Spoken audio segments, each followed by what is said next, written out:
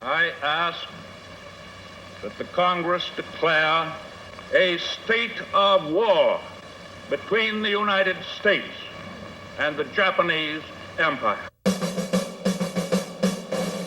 In the wake of Pearl Harbor, the United States declared war on Japan. Germany, Japan's ally, consequently declared war on the U.S. Almost immediately, some American troops were flung into action.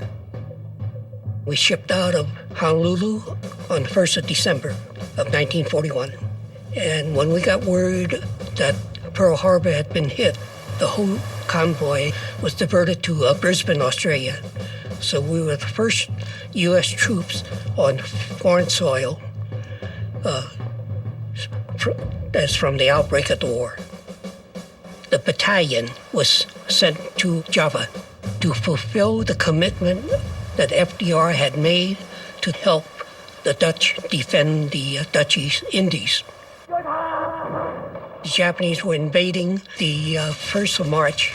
Within 7 days, where the Dutch decided to capitulate, and on March 8th, why capitulation orders came down to surrender to the Japanese. That was when the war ended for us. We went up to Burma to work on a railroad to link Thailand to Burma. They used 61,000 Allied prisoners. I weighed probably at least 100 pounds when I left Batavia. In September of 42 and in May of 43, I weighed 60 pounds.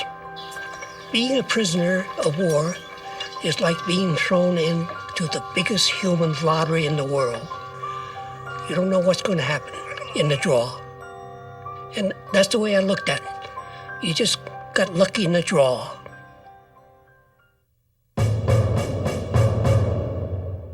All persons of Japanese ancestry, both alien and non-alien, will be evacuated from the above area by 12 o'clock noon, Saturday, May 9th, 1942. While some Americans were held prisoner by Japan, many Japanese Americans were held prisoner at home in the United States. After Pearl Harbor, there was obviously a great shock in this country, and there was genuine fear on the West Coast that the Japanese might possibly invade. There was hysteria and panic, and when you combine that with the long history of anti-Japanese sentiment, you ignited this firestorm of hostility toward people of Japanese ancestry.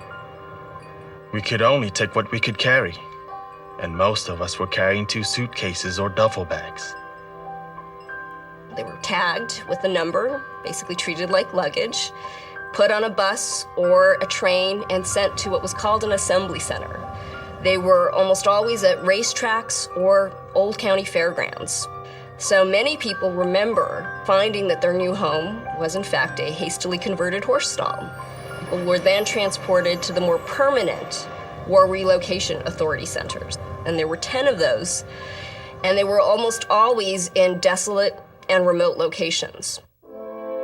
Nearly 100,000 Japanese Americans were confined during World War II in conditions that can at best be termed inadequate, and at worst, cruel and destructive. Ironically, Japanese Americans served with great distinction in the armed forces. One combat team became the most decorated unit in U.S. military history for its size and length of service. The unit received over 18,000 individual decorations for bravery, 9,500 Purple Hearts, 7 Presidential Unit citations, and 20 Congressional Medals of Honor. But there were a lot of Japanese Americans who had deep wounds, deep psychological wounds that had been caused by the camps.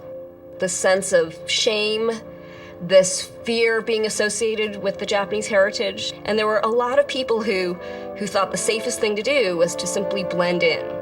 Not have ties with anyone of Japanese ancestry, never speak the Japanese language, never try to teach your children anything about Japan.